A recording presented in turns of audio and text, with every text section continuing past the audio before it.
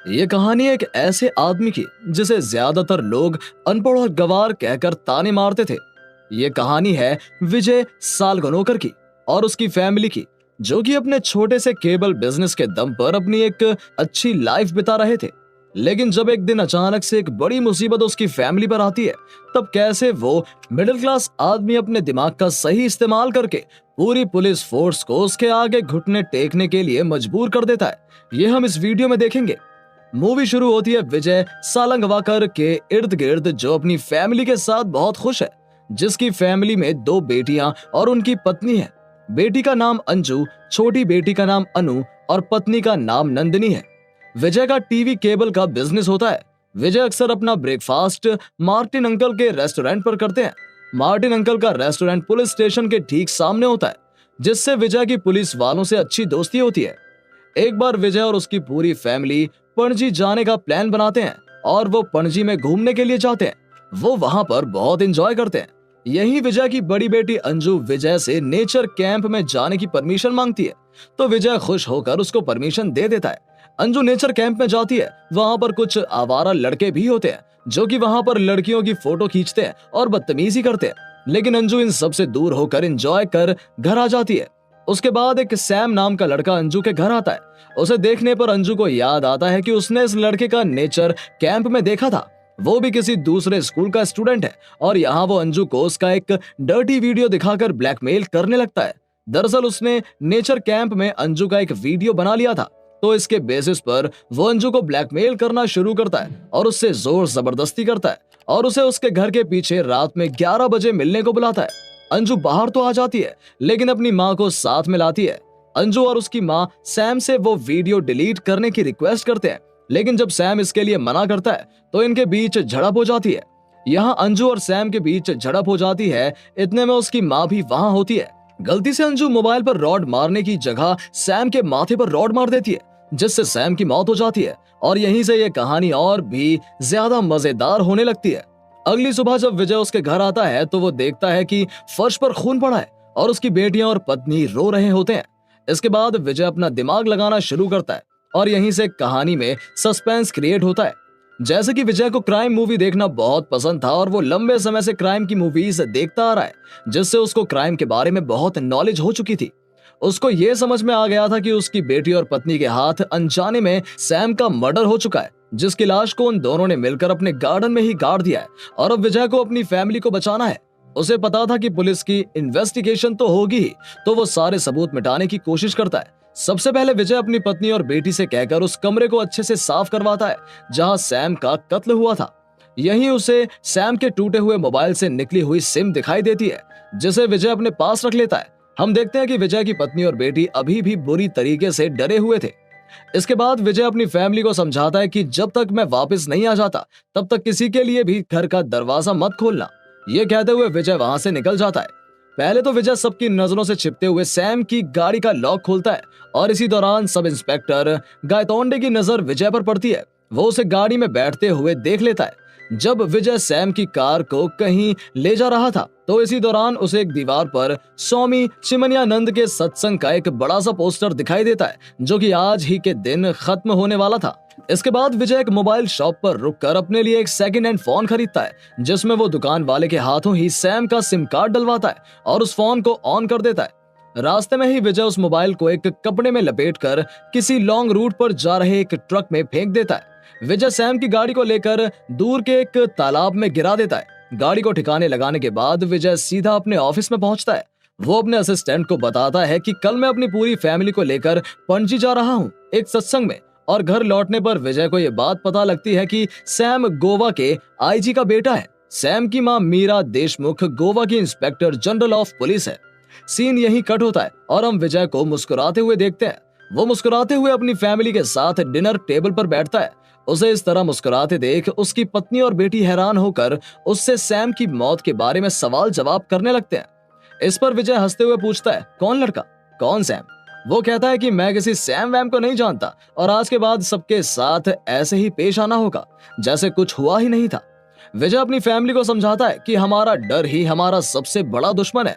इसके बाद विजय के कहने पर ही उसकी फैमिली पणजी में होने वाले सत्संग के लिए निकल जाते हैं। लेकिन जैसे कि वो सत्संग तो कल ही खत्म हो चुका था, इसलिए वहां से सामान उठाया जा रहा था। लेकिन इसके बावजूद भी विजय अपनी फैमिली को लेकर कुछ देर वहां बैठता है और एक नॉर्मल वेकेशन की तरह वो अपनी फैमिली को शहर में घुमाता है। वो अपनी फैमिली को बताता है कि तुम्हें पुलिस के सवालों के जवाब कैसे देने हैं। वो दोनों बेटियों को भी हिम्मत देता है और कहता है कि पुलिस तुमसे उल्टे सीधे सवाल जवाब पूछेगी और झूठ भी बोलेगी, लेकिन तुम्हें अपने जवाब पर अड़े रहना है। वो बार बार अपनी फैमिली को समझाता है कि तुम्हारा डर ही उनका हथियार है, इसलिए तुम्हें डरना नहीं है और उनके सवालों का जवाब पूरे कॉन्फिडेंस से देना है। इसके बाद पुलिस की इन्वेस्टिगेशन चालू होती है और एंट्री होती है आईजी मीरा देशमुख की। मीरा देशमुख इन्वेस्टिगेशन में समीर की कार को ढूंढ लेती है। उसके बाद वो बहुत परेशान हो जाती है। उसे समझ आता है कि उसके बेटे के साथ जरूर कुछ बुरा हुआ है।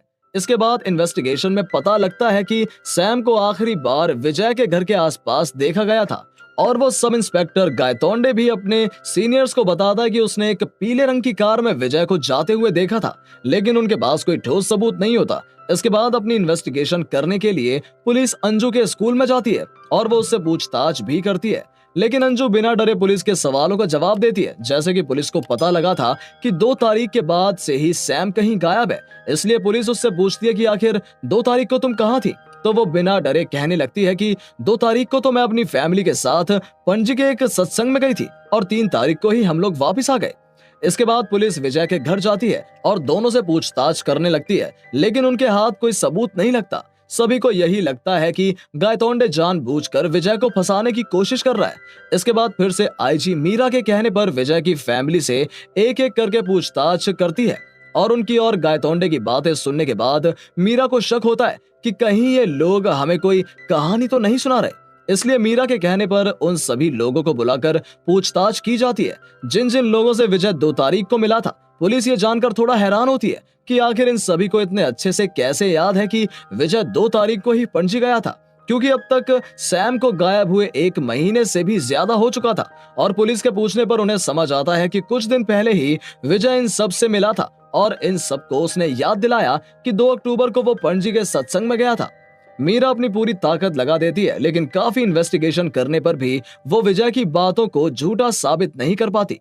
मीरा के पति को भी यही लगने लगता है कि विजय एक शरीफ इंसान है और वो सच बोल रहा है। लेकिन कुछ देर बाद ही मीरा को रियलाइज होता है कि जो भी बिल्स और सीसीटीवी फुटेजेस उन्होंने अब तक देखे हैं, उससे ये साबित तो होता है कि विजय 3 तारीख को पणजी में था, लेकिन उनके पास कोई भी ऐसा पक्का सबूत नहीं था जिससे ये साबित हो सके कि विजय 2 तारीख को भी पणजी में ही था।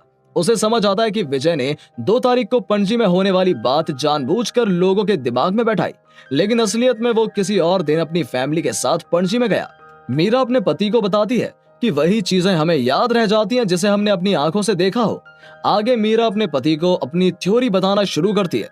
मीरा बताती है कि 3 तारीख को ही उसने सैम की गाड़ी को दूर एक तालाब में गिराया था और इसी दिन उसने जानबूझकर ऐसे सबूत प्लांट किए जिससे कि पुलिस को लगे कि असलियत में वो 3 तारीख को अपनी फैमिली के साथ पणजी में था और अपनी फैमिली को लेकर के वो 4 और 5 तारीख को अपनी फैमिली को लेकर पणजी में गया, क्योंकि असलियत में उसने और उसकी फैमिली ने वो 2 दिन पणजी में गुजारे थे।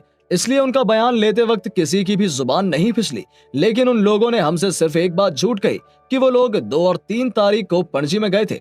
लेकिन कोई सबूत नहीं मिलने के कारण आईजी मीरा देशमुख बहुत परेशान हो जाती हैं और सैम के फ्रेंड से भी पूछताछ करती हैं।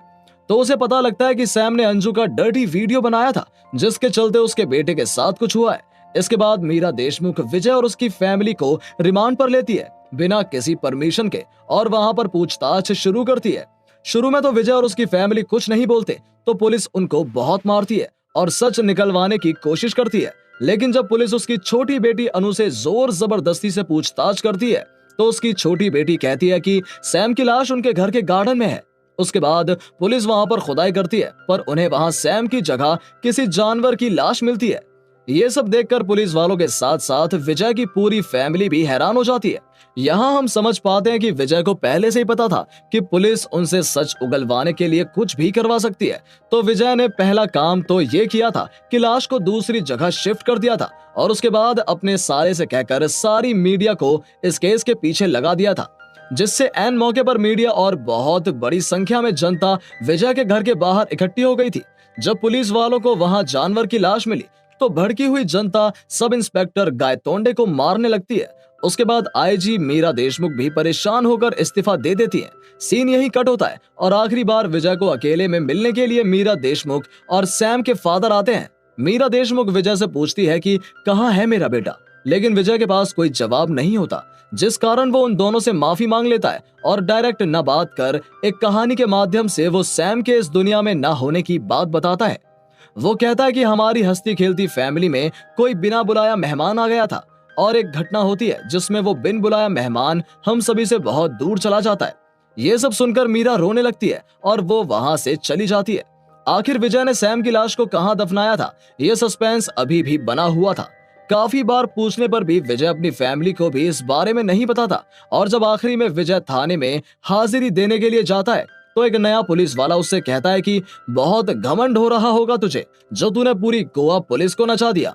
इसके जवाब में विजय कहता है कि मैं तो पुलिस की रिस्पेक्ट करता हूँ और पुलिस को जनता का साथी मानता हूँ। पुलिस वाला कहता है कि जब भी मुझे सैम की लाश मिलेगी उस दिन मैं तुझे नहीं छोड़ूंगा। तो विजय हंसते हुए कहता है कि जब तक ये पुलिस स्टेशन है तब तक मुझे कुछ नहीं हो सकता। ये सुनकर हमें समझ आता है कि जिस पुलिस स्टेशन में वो बैठा होता है उसी में उसने सैम की लाश को दफनाया था। जब सैम का कत्ल हुआ था उस वक्त इस पुलिस स्टेशन में कंस्ट्रक्शन का काम चल रहा था और अब ये नया पुलिस स्टेशन पूरी तरह से बनकर तैयार हो चुका था। इसी सीन के साथ ये मूवी खत्म होती है